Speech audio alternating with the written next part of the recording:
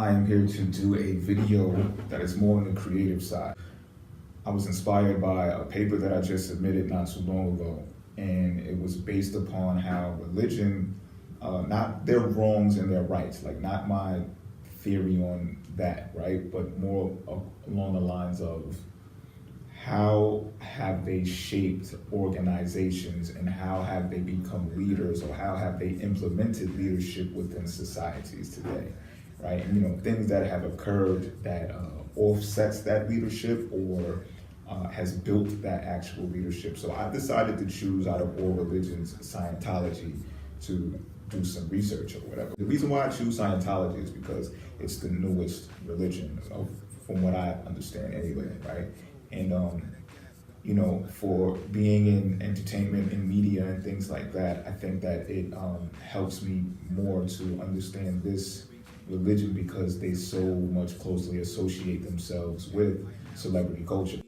And this lady or this couple, I believe, that sued the Scientology International Division for encouraging 2 abortions on this particular woman. I forget the name, but you can look it up. I'm pretty sure you'll find it. And what happened is the case got thrown out. They said something about the ministry exemption, which said that,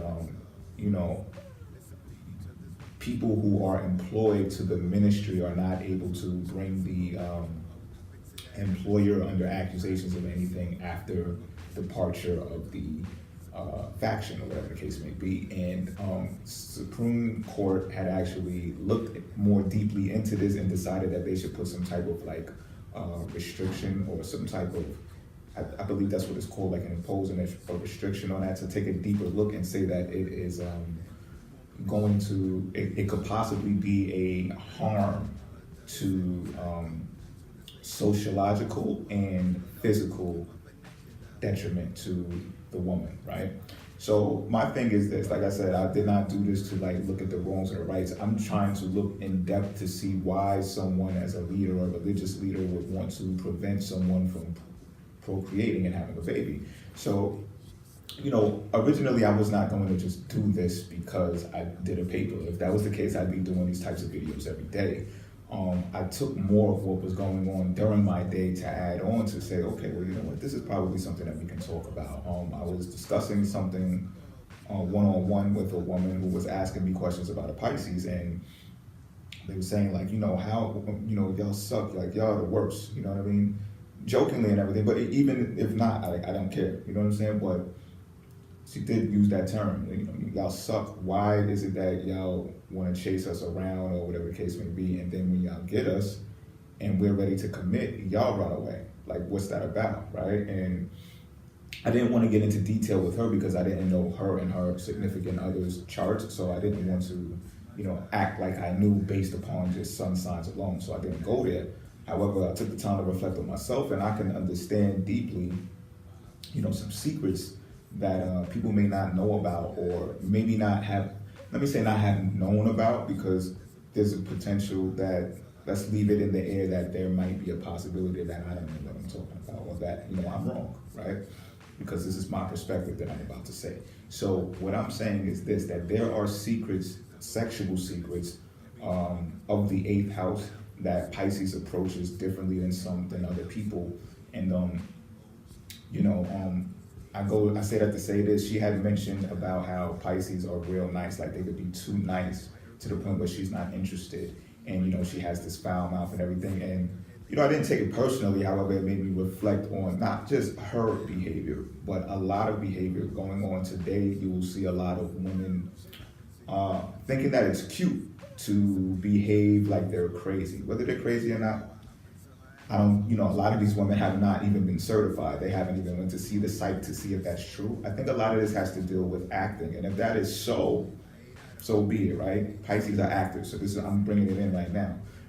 And I slightly touched on it by saying, it's more better for a Pisces to believe that whatever they're pursuing is a fantasy, because the reason why Pisces cling when they are blindsided by monogamous relationships is because they need something to grip onto this alleged reality that everybody has, well, for the most part, has succumbed to accepting, right? So clinging on to a significant other is their best way of doing so because it brings them in touch, right? It's not all spacey. It's not in the spiritual realm. It's not in the metaphysical realm. It's more in the physical realm, and they get to experience that through sex. That's really one of the major reasons why Pisces will pursue you. So yeah, they will be nice. Pisces will be nice when they're doing this and everything. And I think what women don't understand, or maybe they do, they say a woman doesn't ever tell. You know what I mean? But what I'm about to say is, like, back to the secrets of the eighth house and how Pisces approaches it. Sex is an act of war. Okay, sex is an act of war. So even if it's subconsciously for the Pisces, and this may be relatable to other guys, get in the comment box if this does resonate with you, if you're a different sign.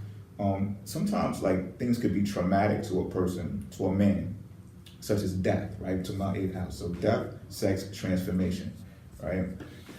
Things could be traumatic to a man to the point such as death, to where he goes out on a journey that he does not necessarily know what it's going to produce. However, subconsciously, he knows that he has to go on this journey in order to find something that was taken from him in that death.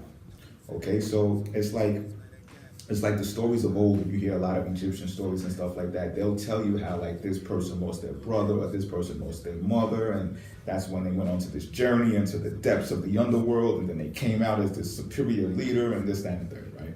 So this is what I mean by sex is an act of war. A person could be traumatized by death of someone that they lose, to the point where they go out on this journey, they adventure, and the only way to get that person back, or that feeling of belonging to someone who is of their same flesh, is to go procreate, is to reproduce. Okay? And when doing this, it resembles life. However, it also at the same time resembles transformation. It also resembles or reflects the cycle of dying and then being born again. Okay, sometimes this happens in spiritual sense, which relates to the physical body not leaving and returning, still remaining here, just purging some energies away so that new ones can be rebuilt, right? But when it comes to the physical anatomy, Pisces is trying to get something back that they lost.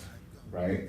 So what do you do when you're trying to do things like that? Well, whenever you're trying to, like, negotiate with something, you should be congenial. You should be soft-spoken. You should have charm about you. You should have wit about you. You should show some humor here and there if you can, right? These are all nice characteristics because you want something, right? And that's the way you can get something from people, is by coaxing them, buttering them up.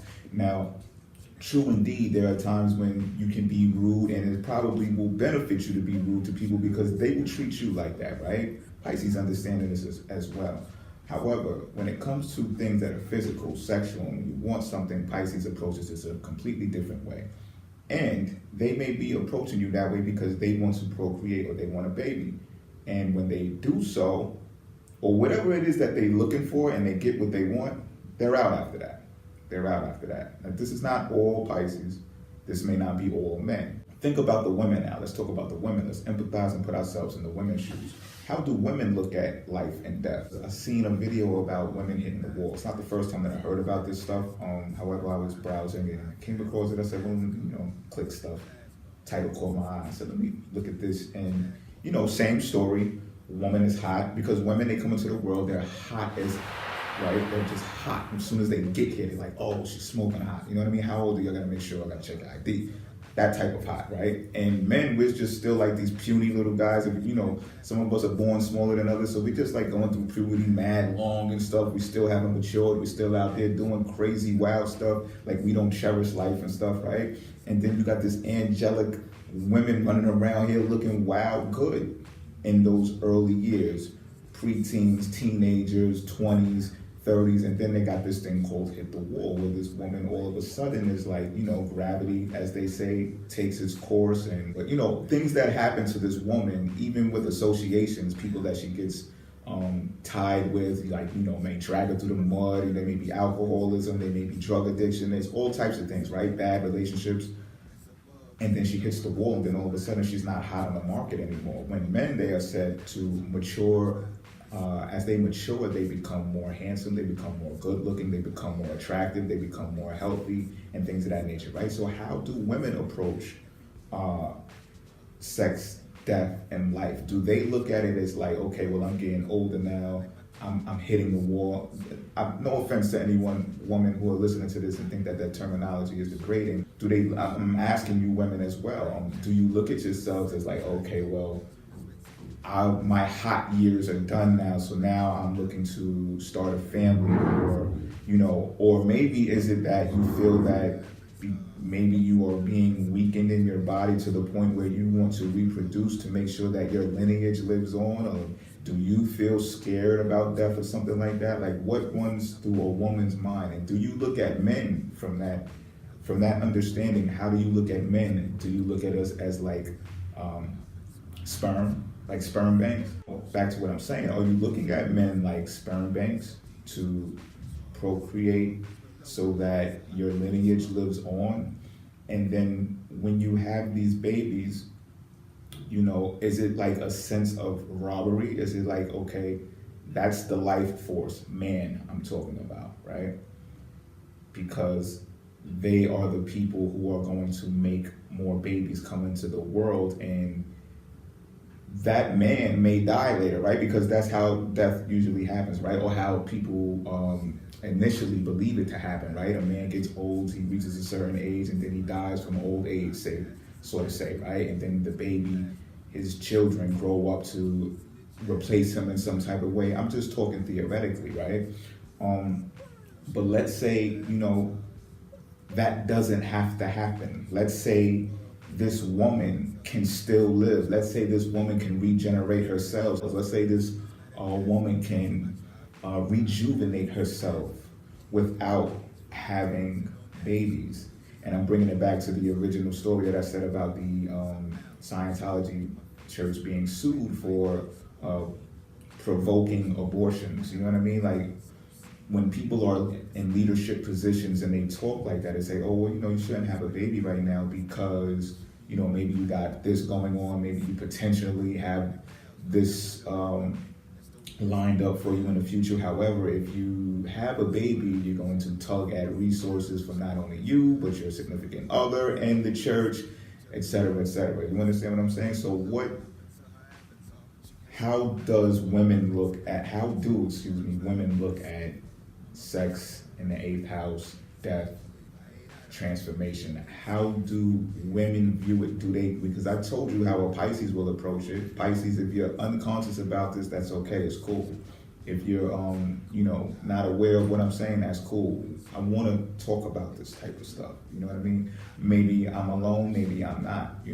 For me, like, I know the reason a lot of the times that we're so nice is because we love life so much and we are so harmonious. We believe that we can have sex as a pleasurable thing without the turmoil, without the dramatics.